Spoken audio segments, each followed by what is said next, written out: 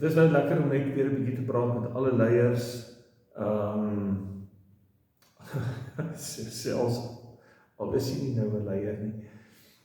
Jy is welkom. Ons het verlede Sondag afgeskop met 'n boekie, 'n kursus oor groepe, ook oor leierskap, wat 'n opdrag is van die kerkraad, vir almal van ons. Daar is niks bedreigend nie, dit is heeltemal opsioneel, maar dit is kosbaar en dit is nodig dat daar 'n eenvormigheid kom in hoe groepe funksioneer in ons gemeente en hoe leierskap funksioneer en wat is die etiket van leiers, die protokol van groepe. Nou hierdie boekie gaan jou help, dit is maar 9 bladsye om deur te lees op jou eie tyd, daar is geen eksamens om te skryf nie, daar is net 'n aanmelding om te doen om te sê, ek het die boekie deurgelees en ek het dit dalk met ander in my groep gedeel. Dit maak dat jy kwalifiseer vir 'n seremonie in die erediens, of 'n paar keer wat ons dit gaan herhaal, en vir jou 'n sertifikaat gaan gee, wat nooit weer wil ons in die gemeente praat van ek is maar net 'n vrywilliger nie. Al is jou diens vrywillig, het die Here jou geroep, en ons wil aan daai roeping so 'n bietjie meer om die lyf sit, as dat dit net 'n gedagte is, dat ek maar net vrywillig is. Nee, almal in die kerk, nie net die dominee nie, almal is geroepenis.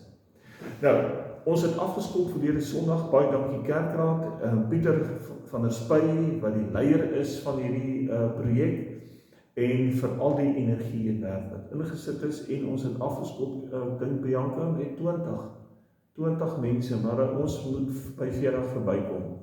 Hierdie Sondag, eerskomende Sondag, is nou die laaste keer vir eers, want daar is baie ander goed wat gebeur, die koor vra nou ook tyd om te oefen op Sondag, so direk na die erediens, gryp 'n koppie koffie, gryp 'n tee, en kom sit by Pieter, en binne 'n halfuur, hy gaan net gou die hoogtepunte, of die hoofpunte in die boekie met jou deurgaan, jy ontvang jou boekie gratis, jy hoef eers te betaal daarvoor nie, en al wat jy moet doen, is jy moet hom laat weet dat ek daai boekie deurgelees het.